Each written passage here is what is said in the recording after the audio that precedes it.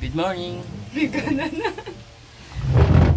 Today my vlog is nawala ang drone ko. Sana nawala. Sana makita ko pa yung drone ko kahapon kasi pinalipad namin. Sa kasamang palad sa iba siya lumanding. Nakakalungkot isipin pero okay lang. Dapat tanggapin kung wala na para hindi na masakit sa kalooban, at dahil nga ini isang material na bagay lang, pero sa ulit mag-iingat na ako.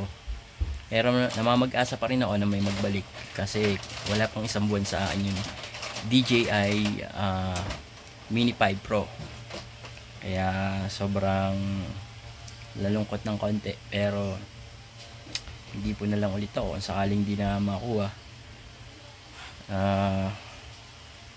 Pero sana makuha. Yan si Mrs. Takot-takot ang inabot ko kagabi. Sabagay, kasalanan ko naman, pero wala tayong magagawa kasi explorer nga tayo Kailangan natin subukan para malaman natin. Dahil kung di natin susubukan ng mga bagay-bagay, wala tayong ma-achieve, di natin makikita ang resulta. Kaya dapat lagi tayong wag susuko pag may mga gusto tayong gawin. Bagaman may mga kapalit na pagsubok, pero dapat laging be good always. Laging chill and relax, hindi laging init ng ulo ang paiiralin, dahil ganun talaga ang buhay, hindi naman laging goods.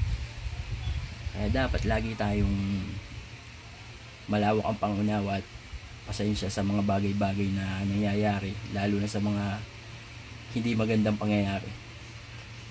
Always positive, dahil lahat naman ng pagsubok ay napagdadaanan. At kung gusto nating may mga matutunan pa, kailangan talaga natin mag-explore at mag-sumikap. Sa ngayon ito lang muna ang maibablog namin kasi talagang medyo nalambot ako kahapon. Ngayon babalikan namin yung location, baka sakaling may naakuha ng mga tao, may magandang loob na magbalik, ay willing naman akong tumulong kung sakaling may makakuha.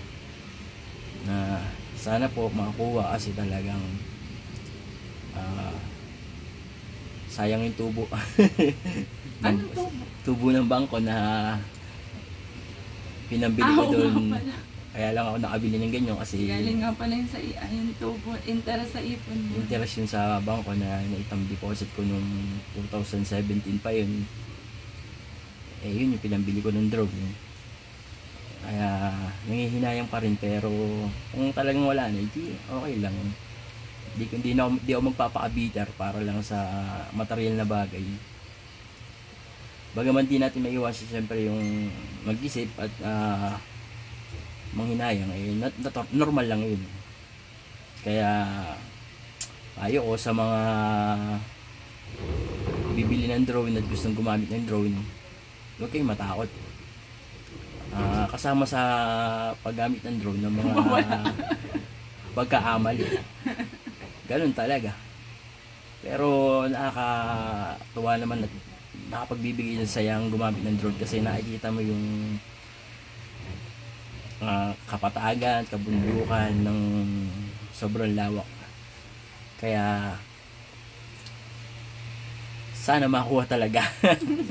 At hanggang dito na lang, magpapaalam na Router TV. Nawa ay paki-subscribe nyo ang aking channel at para lagi kayong updated sa aking mga videos. Salamat sa lahat. God bless all.